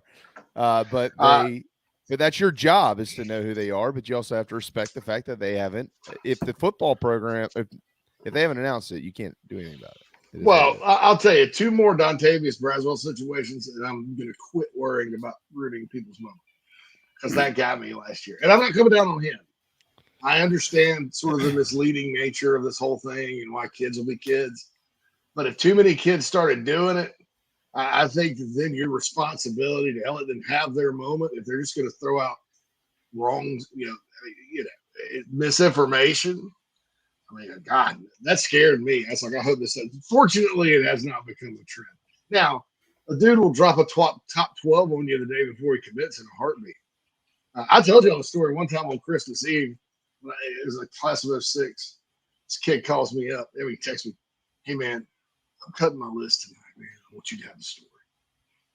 I was like, all right, I'll do it. I'll bite. This kind of low 3-star kid. I think he ended up at Florida Atlantic. So he has this list. It's a top 19. Keep in mind, signing day is less than a month and a half away. Top 19. And every school, Florida State, Miami, UCF, USF, FAU, the United States Merchant Marine Academy, just saying screw it and going into Army, trade school, LSU, Southern Cal, Wyoming, and Washington State. All right. I like this guy. And I think he did visit Washington State and Wyoming. The side with FAU. Like a good blue-collar kid here. No, I think he quit football after 1 year. The guys that do that sometimes, they're. So anyway, it's I don't know. I just it gets crazy sometimes with guys, but so they'll do things like that, and that's fine. They'll drop a top 13. Not everybody's Dylan Stewart, who in a nice little package has his top 5, right? Mm-hmm. So that's it. Good. KFC's like, I need instantaneous. Jackson Hole, Craig Norris is talking about Wyoming. I'm sure y'all got to this. But like, is the timeline still the same for the grad transfer DN? I don't think I've ever given you a firm timeline on that, Clint. I think I've said should be, and I've just said finishing up classes. Now, whether or not that's in summer 1 or by the time summer 2 gets here, or whether it's in summer 2, I can't tell you. I just know it's continuing to rock on. Quantrell says, I think it's really weird anybody tweets at recruits. It's one of our biggest pet peeves. Yeah, it just happens everywhere. And look, if you're a Gamecock fan and you're caught up with it, with tweeting at recruits, I used to make fun of you and hate on you and all. I'm not going to do that anymore because I understand we all have hobbies. Just know this, okay? Just hear me out. If you tweet at recruits, that's fine. You're not a loser. You're not pathetic. Unless you cross the line, like the example I gave earlier, and get mad when they don't come. And number 2, realize this dude is not your friend. They do not have a personal relationship with you. When you come and meet them in person at the Gamecock fan day or whatever, and you're like, you can't be like Jim Carrey in Dumb and Dumber when he goes and meets with Holly What's-Her-Face. He goes, meets Lloyd from the airport. What? It's me, Joe Bob from Twitter. Don't you remember me? Don't you know me? No, they're not. Like one time, it's like the best thing one of my friends ever did. We were in physics class. This dude kept talking to us over and over. Finally, he just turns around and goes, "Man, shut up! I'm not your friend."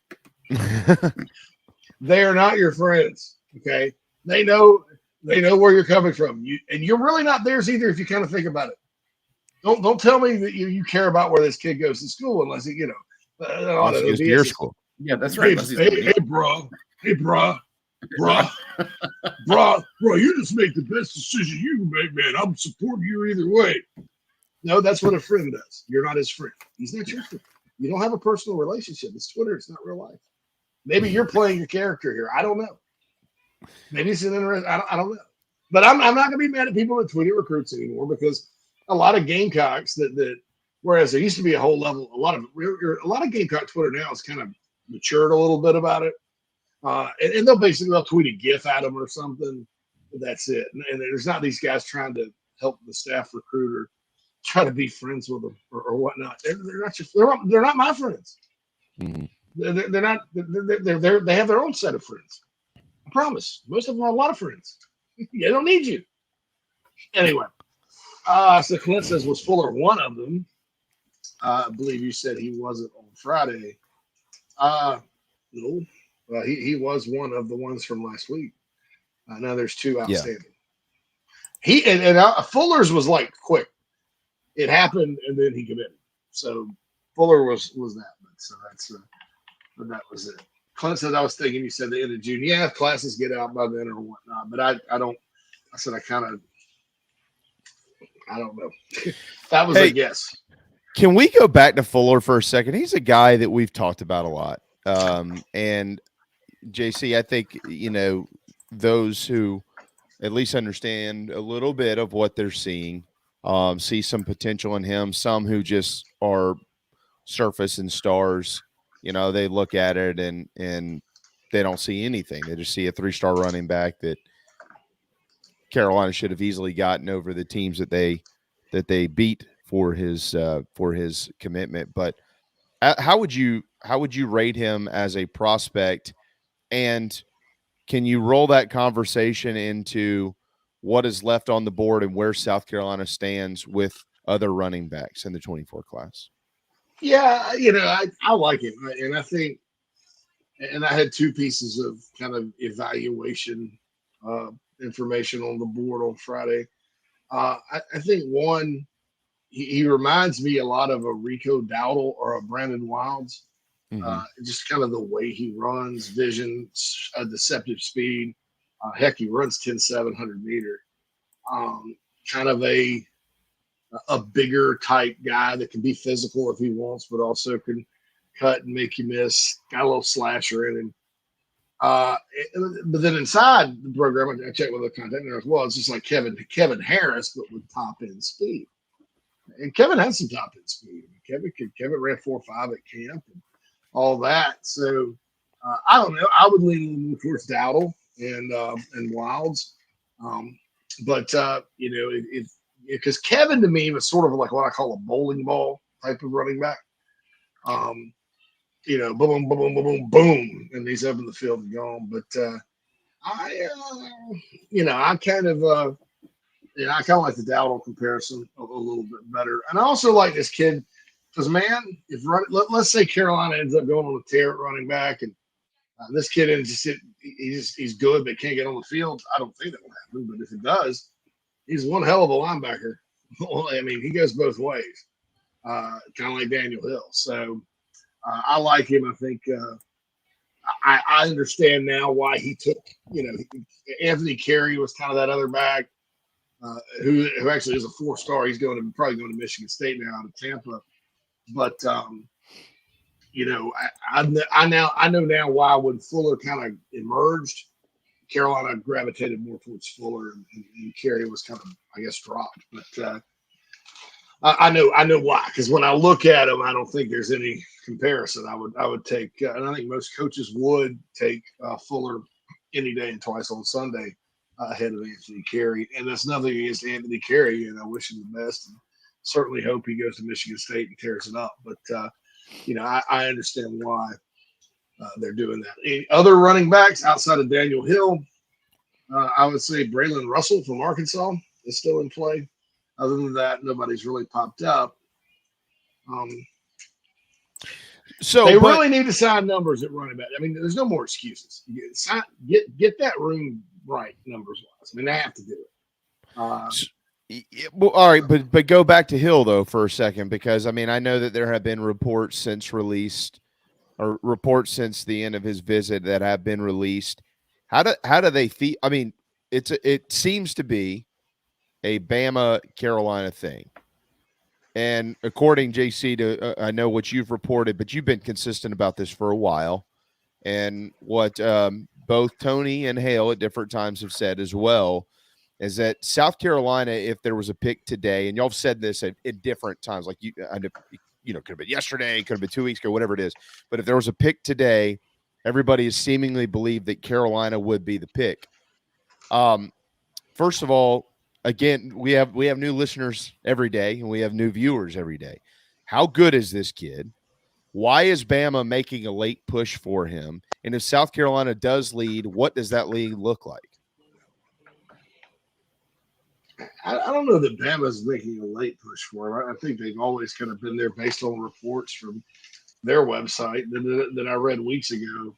Okay. I think the assumption was that it's a weird recruitment because the in-state schools, they haven't done much with him, but it seems like, and sometimes when this happens, the in-state schools will kind of start to sour a little bit, and I've rarely seen this happen in South Carolina because most of the time, unless it's like a Richard Seymour or Tim Jennings, bless their souls, or Quinshad Davis, somebody like that.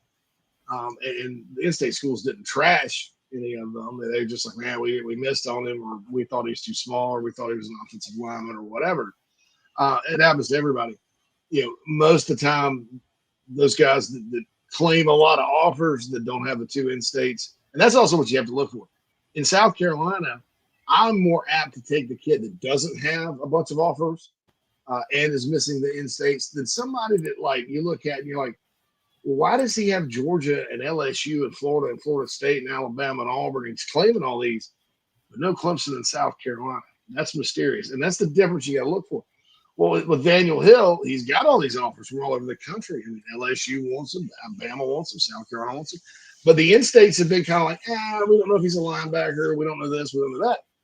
So I don't know. Maybe they just don't think they're getting him or what. So it's kind of a weird setup. But our Alabama site has been pretty consistent from the start. Hey, the Tide's still pursuing Daniel Hill pretty heavily, blah, blah, blah, blah. The thing is, Alabama's got a bunch of good running backs. They do want him as a running back. They do like him. They do think he's really good. One thing I'll say about Nick Saban, he is the type of guy, and he runs the recruiting for them. If somebody's good, he doesn't care if he's 8 deep. He wants to try to take. He wants him. Okay. Yeah. I mean, he did that a few years ago with a guy named Dalvin Tomlinson, flipped him from Georgia Tech late. I think Dalvin may still be in the NFL. And Dalvin, Georgia didn't want him. Nobody else wanted him. So with Hill, I think there's something to it. I think, you have to kind of look at his parents. Do they maybe want him closer to home in Tuscaloosa? That's a factor. I've said many times, Meridian, Mississippi is Spartanburg to Columbia away from Tuscaloosa. It's the next town if you're going west, right across the border. And it's Alabama, number one. Number two, it's right there. So you're not only fighting Alabama, you're kind of fighting Alabama in their backyard. And that's tough. So I'll caution everybody on that. I never changed my crystal ball last week because there was just kind of some information out there. Hill got it mixed up a little bit. The kid wasn't going to visit, but he definitely visited. I think they like him. They like where you stand. But like I said, this game in football recruiting, the further you are from campus, the closer you are to the other school you're committing, the more advantage it is for them. So I hope, and they have another Zoom call coming up. I hope that they, that they answer all those questions, and I hope they get their parents on board and go from there from the game. If you're hopefully goes to Carolina, so I think of Stewart, Paler, Hill. I'm honest to God, probably a little more confident with Stewart at this point, but all of them to me, I think guys are above that 70% rate. So I feel extremely confident. It's just, how is this thing going to turn here directly? Will he end up wavering, having second thoughts? Is the pull of home too close? Will his parents want him to stay close? I mean, there's all those factors, but I feel pretty good. I feel pretty good about all of them. Quantrell asks, how big of a priority is Denos White? I hadn't heard much about him since his visit. And I heard 50-50 at best on his visit. I heard there was some, I'll just say I heard 50-50 on his visit. Frankly, I think that guy's good. Probably would have rather have had the kids that committed to Georgia and Florida recently. But I think he's pretty good. And I think you got to get D tackles in here, or you got to pray that Travian Roberts is going to make a difference between the three younger ones that are left, which to this point have been a little bit slower to pick things up than maybe they would have hoped. So, but I think Travian's an upgrade. So, and I say that just and look, he's not Brad Loring, right? Brad Loring is Brad Loring. This is Travian Robertson. But the style of coaching that Brad employs is going to be prevalent here, and that's proven to get guys better. Guys like Joel Reeves, like Byron Jeradu, two unheralded defensive tackles. Aldrick Fordham, who was a lightly rated DN who ended up playing inside. JT Surratt was from Winston-Salem, North Carolina, and didn't even have an offer from Wake Forest, and ended up being one of Carolina's better defensive tackles under Law. You know, guys like that, you know, moving Travian Robertson inside, and you had to develop him at D tackle. So, Travian's got kind of a piece it together mindset. So I'm curious to see how much better these guys get this year under him.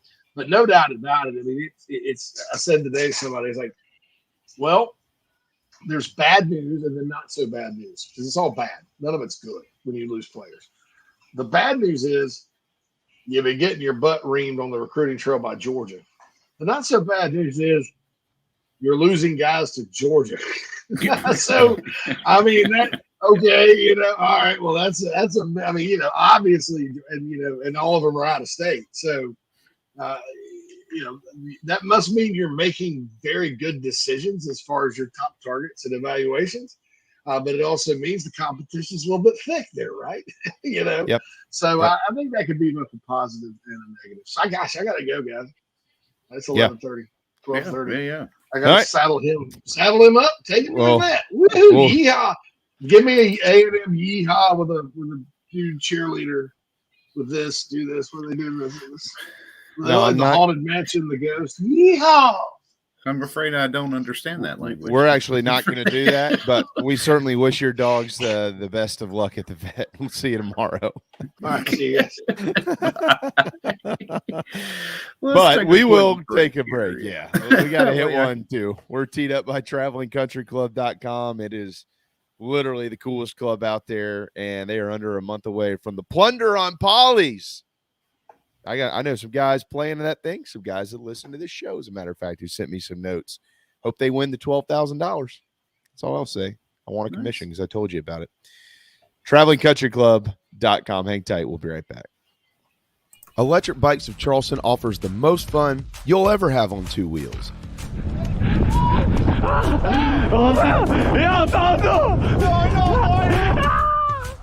Magnum, Velotric, Aventon bikes, and more. And they sell to consumers all across the state and offer outstanding warranties and service after the sale. 5 levels of pedal assist plus a throttle help you handle the southern heat better, but still get great exercise. Bikes are available all ages and sizes. ElectricBikesCharleston.com or stop into their store in Mount Pleasant. Electric Bikes of Charleston, powering inside the Gamecocks, the show. Charleston! Electric Bikes in Charleston! Electric Bikes in Charleston! Electric Bikes in Charleston! Electric Charleston!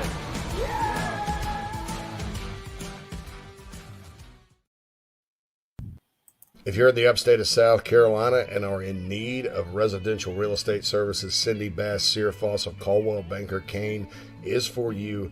Ask her about the village at Creekside, all of her listings in my hometown of Spartanburg, South Carolina, right there on Daniel Morgan Avenue, married to a lifelong Gamecock fan. And many of our listeners have already bought homes from her and been 100% satisfied with the detail and care she uses. Cindy Searfoss, 864-414-5271, Caldwell Banker Kane in the upstate for your real estate needs. Coach O here. And when I'm not eating average jambalaya or celebrating endless summer in Destin, I like to eat pimento cheese straight off the bucket. And the only pimento cheese I like to eat is from Nana's Porch. It's award-winning. It'll melt in your mouth. It's good on a cracker. It's good in a bowl. It's good on a piece of bread. Also, don't forget Nana's Porch has a hell of a food truck. It's award-winning as well, and they're here for all of your catering needs. So get online, nanasporch.com. It's good. Coach O signing off. Endless summer. Go Tiger. The preferred sign partner of Gamecock Athletics is Signorama Columbia, and they should be yours too. A full-service sign company that handles design, production, install, and service, Signorama Columbia has helped to bring to life the perfect vision for so many all across South Carolina. Owned and operated by proud Gamecock alumni, they can handle all types of signage, including interior and exterior, vehicle graphics, and more. Go to Signorama.com and find the West Columbia location, or call them at 803-407-9284. Bring your brand to life with Signorama Mama Columbia, and go Gamecocks. Hey, man, are you sick and tired of your business computer guy? Yes, he takes forever to call me back and doesn't always respond to the requests. Yeah, same here. I'm paying him good money. I constantly have issues, and I'm worried he's not backing up my network and securing it properly. You know what, Phil? Let's ask Stone Blanton. Hey, JC and Phil, if you want a solution to your IT problems, give Heritage Digital a call. Our boy Matt Odom has a low-cost, one-price solution that will get you running right. Call 843-699-1001 or heritagedigital.com and ask for Matt. He will hook you up today and tell them Stone sent you.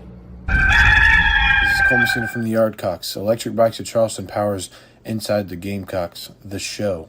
Be sure to check them out online or in Mount Pleasant. Go Gamecocks.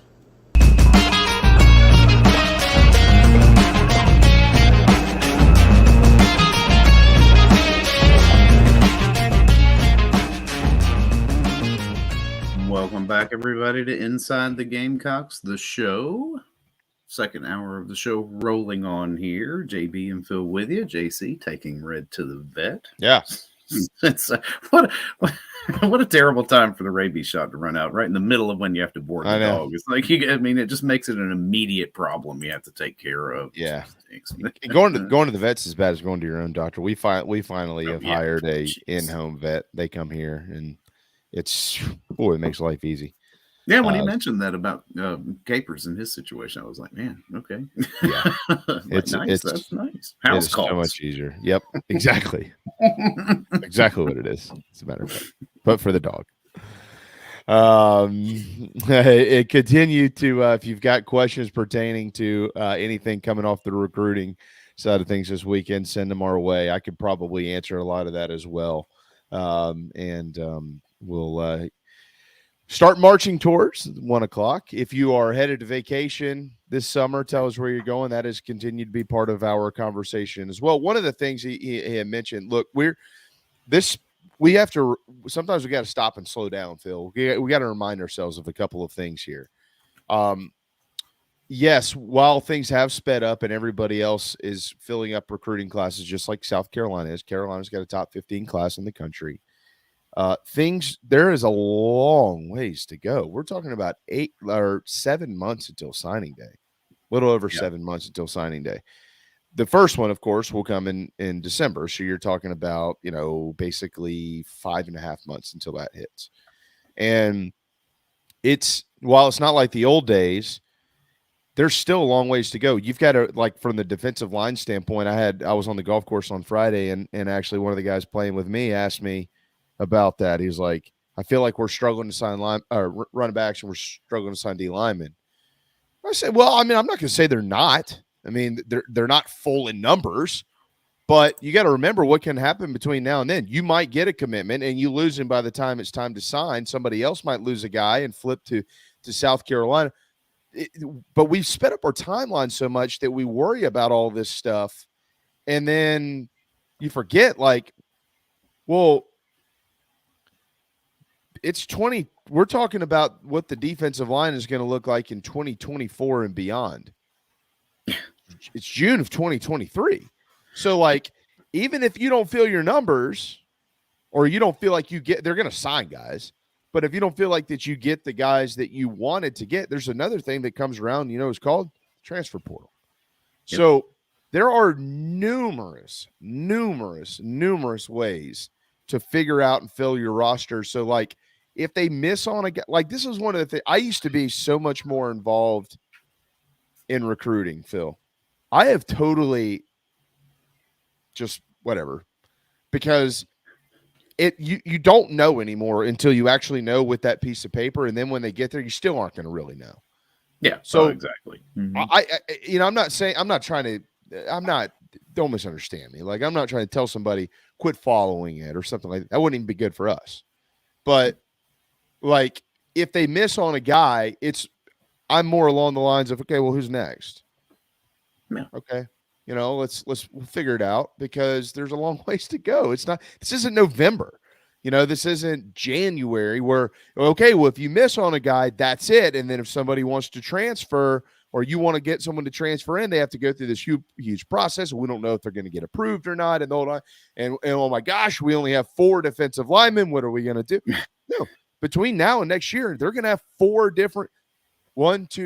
different portal openings and a signing class. So 4 different opportunities to get guys in for that year. So it's just, I jumping off the ledge or even teetering on jumping off of the ledge. I would caution against that here in June. Yeah, I mean, and you also have to trust that, if you're missing out on these, 5-star and high 4-star players that are, being nationally recruited, that the coaching staff can make good evaluations for guys who are under the radar. Think Eamon Worry. Because that kid came out of nowhere as a freshman. I think he was rated 3 stars, coming out of Irmo. And you just find him, Coach Gray, it was like, okay, let's take him. And then next thing you know, he starts. So, yep.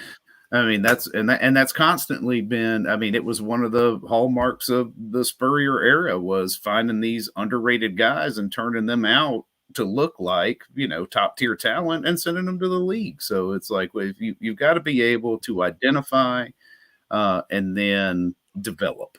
And football's a developmental game. It's very rare that you're going to find even a 5-star, freshman to come in and start day one, especially on something like the defensive line and things like that. I mean, these guys that are signing with Georgia, they're not going to play. No, well, not in a sizable role. I mean, they may have spot duty or be in the 2 deep, but you got to develop these kids. Well, and I'll go back to something that JC mentioned earlier, and I wish he was still with us for this because there's some points that probably need to be elaborated on when you actually think about that, and when you do think about it, it really comes down to common sense. But it's hard to put yourself in that mind frame because Gamecocks generally have never been there consistently. All right, so here's what I'm referring to here. JC pointed out earlier that you've got a bunch of kids that you're going to lose to some other schools. That's it stinks. You also have a bunch of kids that you're losing to Georgia, Alabama, LSU, Clemson, whatever it is. So they're in the thick of it with these kids right now. There was a day in time. This is where Coach Muschamp really kind of, I don't want to say failed, but I don't think like from his opening press conference when he said, I can recruit, I can sell ketchup popsicle to a woman in white gloves or whatever he said, igloo to an Eskimo, sell it all. He didn't know how to, his staff did not know how to recruit to South Carolina. Okay. Then you go back to the Spurrier staff where they signed a ton of really good players. They also, of course, they developed guys, as you just pointed out, but they also knew how to find the diamonds in the rough that could come here and play South Carolina. Shane is going to continue to do that. You just pointed out 2 guys a minute ago that he's already done that with, and DQ Smith and Nick Eamon. However, because of success and because of the recruiting prowess that this program has within the coaches that it's signed, they are going to be in the thick of it, at least receive visits and interest from the top players in the country, but they're not going to be able to land them all. So they're going to be losing out on a lot of the top players on the country, but by mass and numbers, they're also going to gain commitments by some of the top players in the country. Nick Harbor, maybe Dylan Stewart, a little bit of a wink there, and so on and so forth. So like they're going to get guys, but they're going to lose guys because they're also recruiting against the best, biggest brands in the sport who have tons of money and tons of tradition and tons of everything. And that's okay. But, developing the backup plan, like you might have to go get your backup plan. And he might be a little bit more of a development guy. But that's just where you're going to be until you go out and do what VJ just said here in our chat box, which is nothing helps recruiting more than winning 9+ games. And I would say winning that every year. Yeah, consistency. If you're going to be a 9-3 program, that means that one year you're probably going to be 8-4 or 7-5, and then you're going to have a year where you're 10-2, and God forbid you're better, right? Yeah. So that's what's going to get you players, but Phil, they're going to be in the thick of it for players, but that also means you're going to lose a lot of these guys because you can't win them all. Yeah. I mean, and these are guys that wouldn't have, batted an eye at you 5 years ago. Right. I mean, yeah, you wouldn't have had a chance. I mean, you send them a letter or whatever, but next thing you know, I mean, they're not responding to your texts or DMs or anything. You're lucky to have these guys on campus. Like and even just having them come in, I mean, these kids have limited numbers of official visits. So if they're throwing you one, even if you miss out on that, that's big news. It's why there's so much buzz in the recruiting world about these top tier talent players, taking official visits to South Carolina. And then that gets other guys to turn their heads. Next thing you know, you pull a Nick Harbor. Next thing you know, you're in on it, deep with a Dylan Stewart. I mean, it's just, and it's not going to be overnight success. I mean, it's just not going to happen. And I think we'll be able to look back after the 2023 season and point to, Colorado, let's say, who has killed it in the portal. You can't say that they haven't. Deion's pulled in all sorts of talent from everywhere.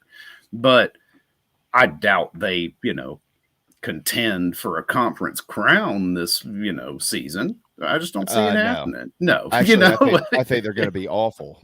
Same. Yeah, I think they're going to be absolutely beyond terrible. But yeah, I mean, Phil, it goes back to Carolina baseball years ago when they built their brand. Every player wanted to at least come see the Sarge or see Founders Park. They did not sign all of them, but all that wasn't public because nobody gave a darn about baseball recruiting like they do now and the access that there is to it and things of that nature. That's what happens when you compete for the best players in the country. You can't sign every one of them. Now, the Georgias and the Alabamas, and I hate to say it, but the Clemsons of the world, traditionally schools like Florida and LSU, Ohio State, of course, and so on and so forth, they sign their share. But if you actually go, and that's where Carolina's trying to get, to sign their share, not just a couple, not just they snaked one or two. They want to sign their share of the pile. But if you actually also go back and look at the offers that are put out by the Alabamas of the world and the Georgias and the Oklahomas or whatever it is, they're not signing 80% of those guys or anything like that. Not even close. They're going to offer all the best players in the country. And at the end of the year, when they've signed, of the 25 guys they've signed, they've got 3 4-stars or 4 4-stars and, 3 or 4 5-stars and 15 or 16 4-stars or whatever it is. Like Carolina is actually right kind of there now. I mean, they have, 12 commitments and almost all of those guys are 4-stars. You can argue whether Blake Franks and Fred Johnson will be 4-stars in the future. And some have even said Matthew Fuller. So you're talking about 2/3 of your commitments to this point that are 4-stars or better. And then you might be adding a 5-star or 2 down the road and so on and so forth. So like, they're trying to get into we want our share. It's hard to break in, but when you get into that, you're also going to lose your share because you're in on all of them and you just can't sign all of them. And there's just nothing more to it than that. So can't take everybody. No, I wish you could, but you certainly cannot do that. All right, it is 12:46. A couple of questions in the Nana Sports chat box. We've got those coming up, and who wins tonight in the College World Series final. The final day of college baseball is upon us. Hang tight. Inside the Gamecocks, the show. We are live from the Signorama Studios, and they are the preferred sign partner of Gamecock Athletics. We'll be right back.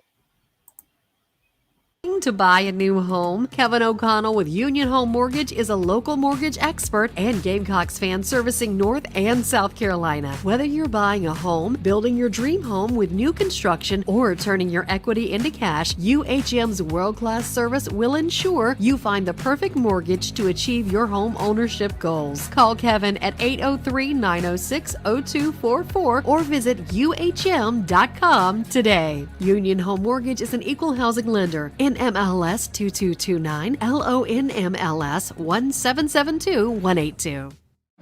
Welcome home. That's what the Gamecocks say, and so does the Barn Dough Company, where they can build your dream home starting as low as $160 per square foot. If you live in the Carolinas, Georgia, or Tennessee, their turnkey process takes just 4 to 6 months on average and can be custom designed by size and details. Make your dream a reality visit thebarndominiumco.com. That's thebarndominiumco.com. The Barn Dough Company, Gamecock, owned and operated. What's up, Gamecock fans? This is Ethan Petrie from Land O'Lakes, Florida, and you were listening to the show with JB, JC, and Phil. Go Cox. Oh, deep drive to left. Morgan looks up, and it is gone. The 0-2 is sent to center, and this one is going to be long gone. 4 minutes left, and inside the Gamecocks, the show, episode 210 today. I was looking here. Sorry, I just got by some the messages. by the way, let me. My daughter's playing basketball tonight. No, let me answer this real quick with Craig. Officials are unlimited now, but that's a new change. They have not been. So I misspoke on them having limited numbers, but where they take them. I mean, it's not like they're taking OVs to 15 schools. It was my point. You should if you can. Yeah, well, I would. But that's a new change. Yeah. So I mean, to your point though, like in the past, like that has not been the case, and but that's a good thing. JC pointed this out months ago when this rule was enacted, that this would benefit places like South Carolina, who traditionally may be barely on the outside looking in to get an OV, and then it kind of starts to change the narrative a little bit. So, but good point there. Florida used up all their runs last night, JP. So LSU's obviously going to win tonight. All right, good. Yeah, I'll be interested to see how they use Skeens. Same, yeah, because it's like they had to use him. No, but I mean, you could probably bring him in. I mean, he's probably got, I would guess, he's going to throw up. He would be throwing a bullpen today anyway. So I would, I'd guess he's got 40 to 50 in him if they need him. And it's just a matter of, like, if you feel like, we just can't let this thing get away from us, you got to put him in there because you can't have him go unused. If you're up, you get to the fourth or the fifth, sixth inning, maybe, you probably, you're starting to figure out, okay, where can we best use him to run him until the end of the game? And if you're way down, you're not, if you come out of the gates and you're up 5-0 in the first inning, you're going to, it's not all about Paul Skeens. At that point in time, it's, look, we have an offense that needs to score runs, and we have pitchers that need to pitch and give us a freaking chance here so we can get Paul Skeens in the game. So we'll see. Austin, will they have another OV weekend coming? No. I think the next one is, maybe it might be Furman, but I'm pretty sure they've got one already planned for the Mississippi State game. But I'll have to double check on that. So I have to double check on that. All right, a couple of things here. VJ, for those of us that joined in the second hour, can you summarize the big recruiting weekend? Any interest upticks? I would summarize it as, and I'm pretty confident JC would probably say the same thing here. It just couldn't have gone any better for South Carolina. If anything, it improved their position for the notable names. They obviously had a commitment out of the weekend that we can't really get into, which nobody can until he makes it public. But VJ, it improved their standing. It doesn't mean it'll stay that way. These guys will still continue to hear from and probably see some other schools. But they feel really, really good with where they are with the top guys that were there this weekend. Really good. And if you ask today for a crystal ball from Dylan Stewart, if that's what you want to call it, I'd say the large majority of people who are in the quote unquote no with his commitment would predict that South Carolina is the leader. And I wouldn't say by a lot, but I would say probably by a little bit more than people think. Daniel Hill is a guy who Carolina probably leads for and probably helped that lead this weekend, but it can change and it probably will teeter, and we'll see if they land him, but that's close. Jonathan Paler's lead more than likely increased a rather large amount. So yeah, he had some real positive things to say, if I remember correctly, from what I read on the Big Spur. Yeah, he's like, they feel really good about this. Yeah, really, really good. Dakota asked, for those who joined late, why are you talking? Stuff. About a Welcome Home podcast early on? What did I miss? We weren't. We didn't say anything. All we said was apparently somebody, which I've never heard of this thing. So apparently somebody on that said that Josiah Thompson, let me make sure I get this right. Craig said he heard it, right, Phil? Josiah Thompson was flipping. Let's see if we can go back up there. Oh, I'm trying to pull up the comment here because that was before the show started. Said that the Welcome Home podcast just said Josiah Thompson could be flipping to Bama. No clue where they got that from, but take it for what it's worth. Maybe JC can shoot it down. And then as conversation continued, it looks like somebody said it came from a Bama fan.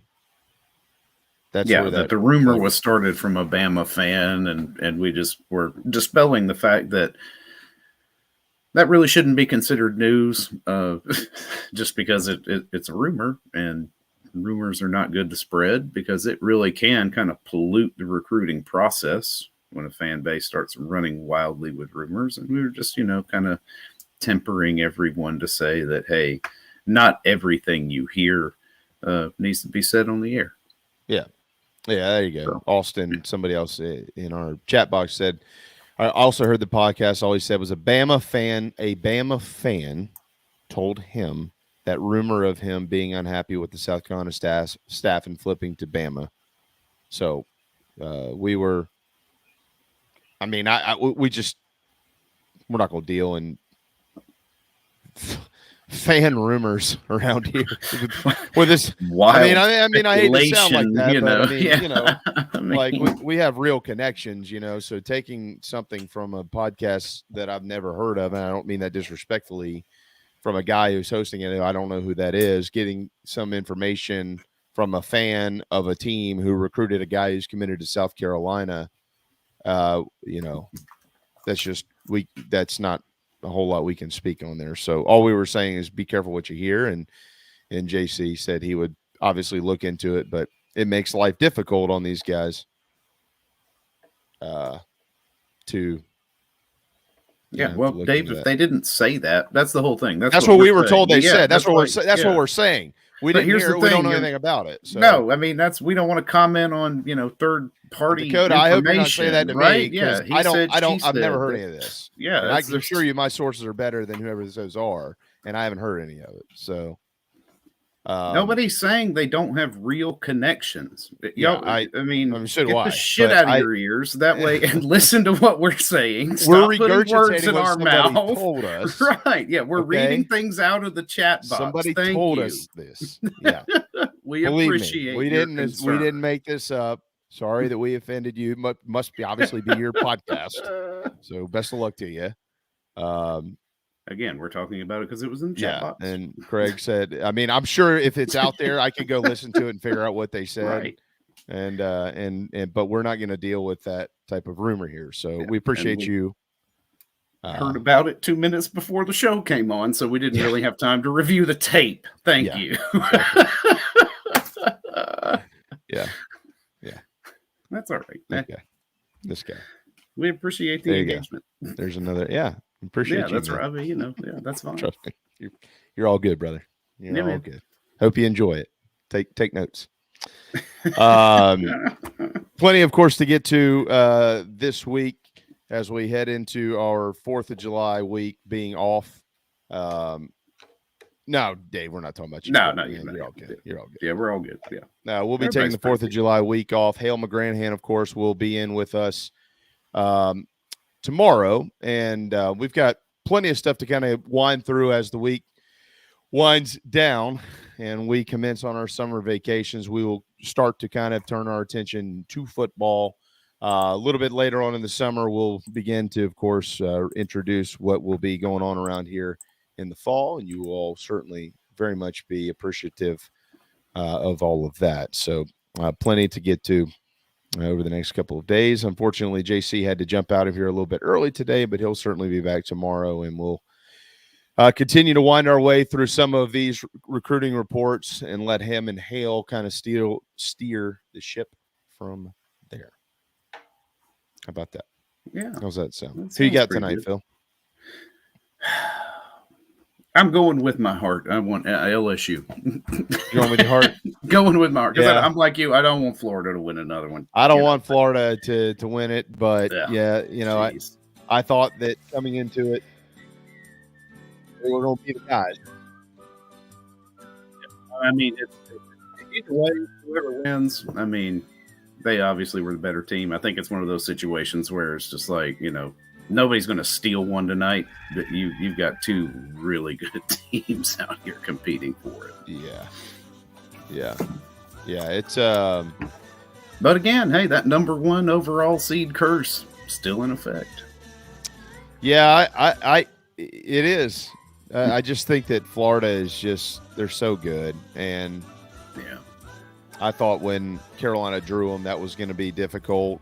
Speaking with Monty and Coach King and all those guys leading up to that, kind of off the record, the conversation I was having with them was, man, if y'all get through this,